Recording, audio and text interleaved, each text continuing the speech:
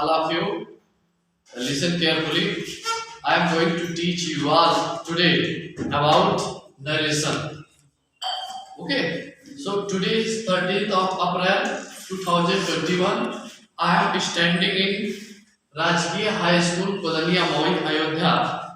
They are the students who are sitting before me, and about that students I will teach about narration.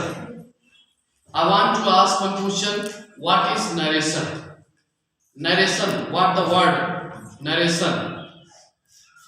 The narration means to describe, वर्णन करना, to narrate, वर्णन करना. Narration यहाँ पर noun शब्द है, इसका वर्ब होगा नरेट. क्या होगा इसका वर्ब? नरेट. नरेट मीन्स होता है वर्णन करना, या डिस्क्राइब मीन्स वर्णन करना होता है. इसी को कहते हैं जो है direct and indirect speech. Direct and indirect speech. Speech synonyms है नरेशन का. नरेशन का सिनोनिम्स है. नरेशन का सिनोनिम्स है स्पीच, और स्पीच नाउन शब्द है. इसका वर्ब होगा स्पीक. स्पीक मीन्स बोलना. आई एम स्पीकिंग, मैं बोल रहा हूँ, मैं बोल रहा हूँ. और ये बोलने का जो बोल रहा हूँ वो एक सेंटेंस में स्पीक कर रहा हूँ. जैसे I am going to school, एक सेंटेंस कह रहा हूँ. I am going to school, मैं स्कूल जा रहा हूँ. I am going to school, this is a sentence. Okay, but I am saying, I am saying the teacher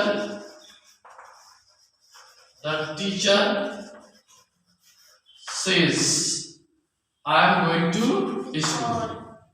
I create a sentence, but which medium, which type of sentence? You can say direct speech or indirect speech. Okay, so we have to know it about direct speech and indirect speech. वक्ता की बात को जो का त्यों कह देना, वक्ता की बात को जो का त्यों कह देना ही डायरेक्ट स्पीच होता है. और वक्ता की बात को जो का त्यों ना कह करके उसका सारांश प्रकट कर देना इनडायरेक्ट स्पीच होता है. ठीक है, तो वक्ता की बातों को जो स्पीकर है उसकी बात को जो का त्यों कह देना, तो हम जो का त्यों कह दिए. टीचर सेज, टीचर कहता है I am going to school, मैं स्कूल जा रहा हूँ. ठीक है, जो इसको हम लिख देंगे डायरेक्ट स्पीच. क्या लिख देंगे? डायरेक्ट स्पीच, क्योंकि ये बात डायरेक्ट स्पीक हो जा रहा है. I am going to speak. और ये जो सेंटेंस है इसको पहले तो डायरेक्ट स्पीच है, और डायरेक्ट स्पीच के दो पार्ट होते हैं. एक पार्ट ये है जो कामा इन्वर्टेड कामा के बाहर लिखा होता है.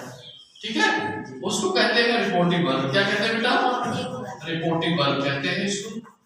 ठीक है, और जो कामा और इन्वर्टेड कामा के अंदर लिखा होता है, जो कुछ रिपोर्टिंग वर्ब इस मीडियम के द्वारा जो कुछ मैटर कहा गया होता है, उस मैटर का नाम होता है रिपोर्टेड स्पीच. क्या होता है बेटा? रिपोर्टेड स्पीच होता है. ठीक है, ये हो गया रिपोर्टेड स्पीच. रिपोर्टिंग हो रही है जो रिपोर्टेड किया गया है. ठीक है, तो रिपोर्टिंग करने वाला जो कामा और इन्वर्टेड कामा के बाहर होता है, और इसके द्वारा जो भी रिपोर्ट किया गया होगा वो डबल इन्वर्टेड कामा भी राइट किया होगा. ठीक है, और ये स्पीच क्या होती है? Direct speech. ठीक है, तो इस तरीके से डायरेक्ट स्पीच हो गया. अब डायरेक्ट स्पीच के दो पार्ट हो गए, रिपोर्टिंग वर्ब और रिपोर्टेड स्पीच. ठीक है, अब इसको हम चेंज करेंगे इनडायरेक्ट स्पीच में. किसमें चेंज करेंगे? इनडायरेक्ट स्पीच में. इनडायरेक्ट स्पीच में चेंज करने के लिए ये जानेंगे, इसके बारे में जानेंगे. पहले जो रिपोर्टिंग वर्ब है इसके बारे में जानेंगे. तो रिपोर्टिंग वर्ब है, इसके बारे में बेटा ये सब्जेक्ट. क्या है? सब्जेक्ट. ये क्या है? वर्ब है. ये एक पूरे सेंटेंस का, सेंटेंस तो पूरा हो गया है, इस सेंटेंस का एक पार्ट है छोटा सा. क्लास में आ जाता है. किसमें आ जाता है? क्लास. तो ये सेंटेंस का पार्ट है। इस सेंटेंस के पार्ट में भी, क्लास में भी एक सब्जेक्ट और एक वर्ब होता है। फ्रेज दूसरा है, ठीक है। फ्रेज, क्लॉज, फिर सेंटेंस। सेंटेंस में एक सब्जेक्ट होता है, प्रेडिकेट होता है, ठीक है। आई मीन प्रेडिकेट में वर्ब ऑब्जेक्ट होता है, ठीक है। ये सेंटेंस का निर्माण होता है। खूब बढ़िया से हमको समझ में आ जाता है इसके भाव को। और जो क्लॉज होता है वो भी सेंटेंस का एक पार्ट होता है, उसमें भी सब्जेक्ट होता है और उसमें भी वर्ब होता है, वो भी किसी सेंटेंस का पार्ट होता है, ठीक है। तो और जो ये यहाँ पर ये पार्ट है, उस पार्ट का नाम रिपोर्टिंग वर्ब है, ये क्लास के रूप में है। तो ये सबसे पहले बेटा देखेंगे सब्जेक्ट और वर्ब को देखेंगे कि सब्जेक्ट क्या है। यहाँ पर सब्जेक्ट नाउन है, क्या है? नाउन है। टीचर, टीचर नाउन होता है ना, तो इस टीचर के अकॉर्डिंग ये वर्ब को देखेंगे। वर्ब किस टेंस में है? टीचर है, नाउन है, सिंगुलर है, इसलिए वर्ब लगा है। वर्ब में यस या यस लगा हुआ है, और वर्ब में जो यस या यस लगा हो वो कौन सा टेंस होता है? प्रेजेंट इंडेफिनिट टेंस होता है, ठीक है।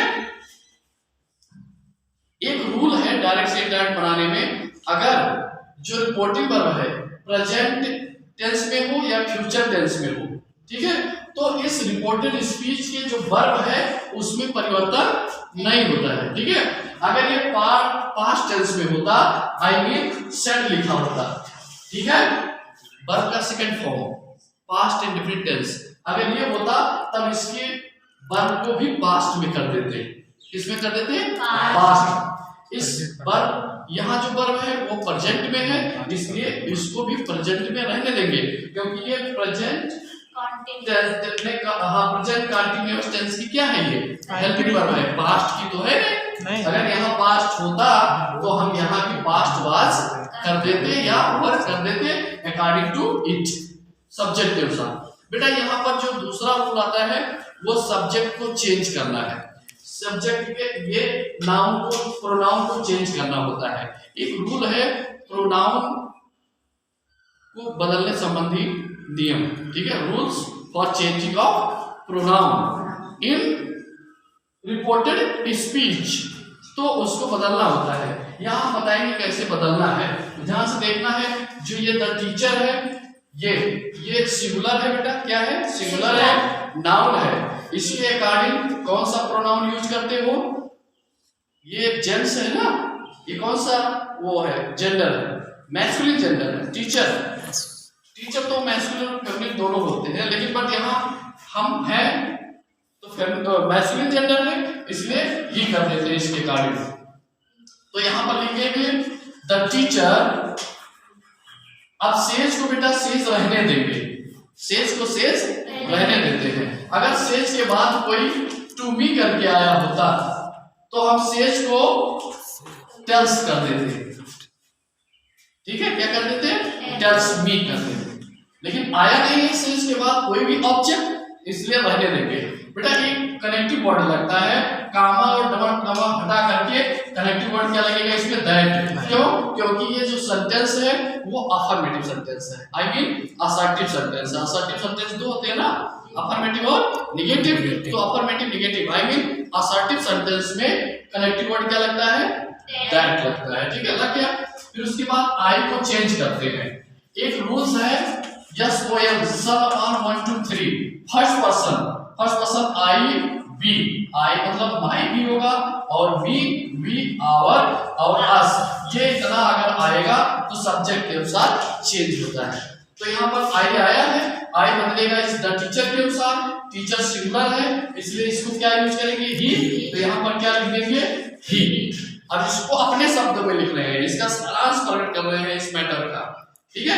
ये डायरेक्ट में जो कहते हो कह देते हैं, लेकिन इनडायरेक्ट में इस मैटर को अपने शब्दों में तोड़ मरोड़ करके दूसरे प्रकट करते हैं, ठीक है। तो वो द टीचर सेज, शिक्षक कहता है, थर्ड पर्सन यूज करना है, ठीक है। यहाँ पर शिक्षक कहता है दैट की ही। अब बेटा यहाँ पर ही के आई था, तो यहाँ पर क्या यूज किए हैं? एम, क्योंकि प्रेजेंट कंटीन्यूअस टेंस में 3 हेल्पिंग वर्ब है ना, इज, एम और आर। तो आई के अनुसार क्या लगा है? एम। तो ही के अनुसार क्या लगेगा? इज लगेगा। क्या लगेगा? इज। अब गोइंग लिखा ही है तो गोइंग को लिख देते हैं, going to school, full stop कर देते हैं। अब कामा डबल कामा हट गया ना, ठीक। पहला ये जो यहाँ पर लिखेंगे इसको स्मॉल लेटर में कर देंगे। समझ में आया? ये वाला ऐसे किया जाता है। ये किसी पर और बता देते हैं कैसे वो चेंज होगा। जैसे Himani said my friend is BP. Himani said comma dot comma शुरू माय फ्रेंड इज बीपी। अब इसको चेंज करना हो, देखो यहाँ सेड आ गया। क्या आ गया? सेड आ गया। तो इसको चेंज करेंगे, हिमानी सेड कनेक्टिव वर्ड क्या लगेगा? That my friend, my change होता है, हमने लिखा है ना माय चेंज होगा किसके अनुसार? हिमानी के अनुसार। हिमानी लड़की है तो लड़की है तो क्या होता है? सी। और सी का सेकंड पार्ट क्या होता है? हर। तो यहाँ पर हो जाएगा हर फ्रेंड इस है ना, ये सेड था पास्ट इंडिपेंडेंस, तो इसको भी पास्ट में चेंज करो। तो इस है तो क्या हो जाएगा? वाज। तो माय फ्रेंड वाज बीपी। अब यहाँ पर क्या लग जाएगा? Full stop. अब कामा डॉट कामा हट गया। Okay, I think students you have understood. Okay, what is narration, direct and indirect? This is a short video you can watch in my channel, okay, and take amusement for study. Thank you. Have a nice